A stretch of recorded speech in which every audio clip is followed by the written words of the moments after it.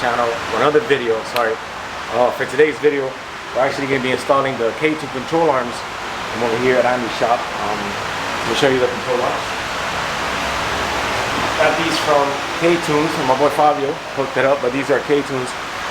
And these are for the street use. These are not for the drag use or for like the, you know, the car at the circuit or at the track, because these don't have this spherical bushing, if that's how you say it, but these have the solid bushing, solid rubber bushing from ktuned. So we're actually gonna swap it out on the front because the OEM ones are kind of bad.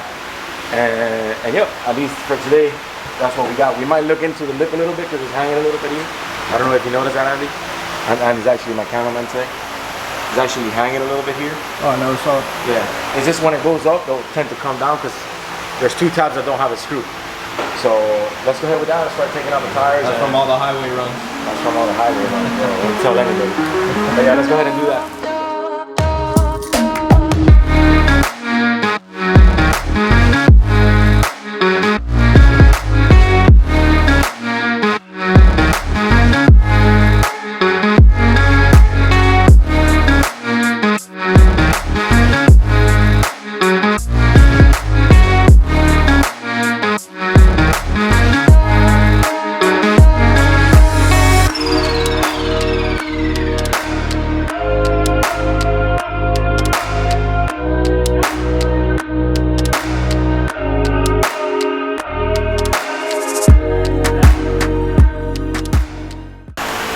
Well, you can see the difference on both right here.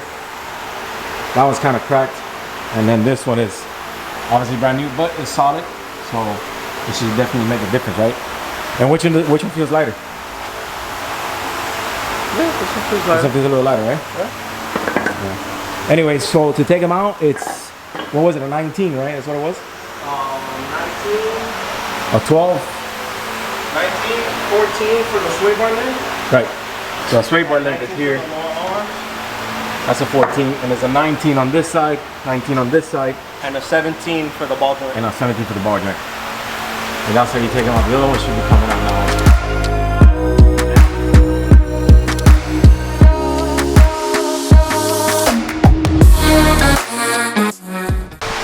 Alright, so it's just a little bit hot out here.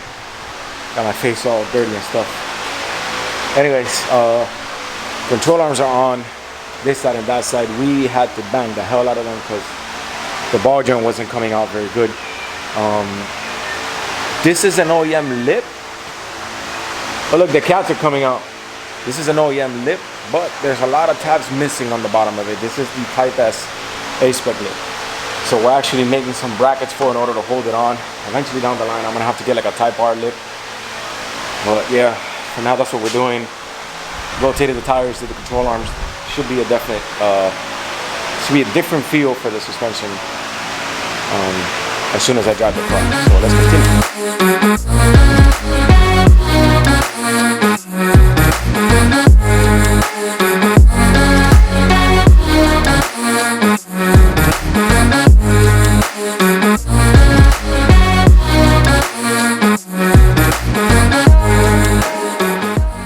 Alright, so control arms are on, lip is on. I'm actually using Andy back there as the cameraman. Hello.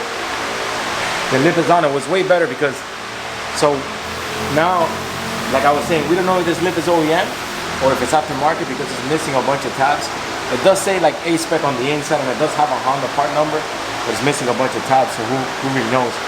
Ultimately, I'm gonna go with a Type R lip, with the whole A-spec kit and the Type R lip, and that should look nice because it does look nice, but I'm not too sure about this. I don't know how I feel about that curve right there, but I still like it. But if you can zoom in, Andy, I did the rubber piece right here. That looks perfect. You're zooming in perfect. Oh, that Type R doesn't have this? It doesn't have this. It's just flat out. You know, maybe I'll just have two. Rock them here and there. You know, a big bottle like that. No, just kidding. But we did the rubber piece that comes from Honda. So actually, this rubber piece, everyone knows about it. I've talked about it a million times. This comes in the S2000, and there might be a few other Hondas that have it. It's just a little rubber insulator that goes around it. It's all the way here in the front. And that's it. It looks perfect. If you just, bro, if you get it here, this looks amazing. It looks great. Yeah, I love you. Hitting it perfect. That looks amazing. And that's it. That should do for it. We actually had to redo the tabs on the bottom, the couple of L tabs, and we used different screws, so it's not hanging anymore. It's on there pretty good. But I'll get you guys into some B-rolls so you guys can see a close-up of it. And when I get in the car on the way home, I'll let you know. And we'll talk a little bit about the ktuned control arms and see how they feel.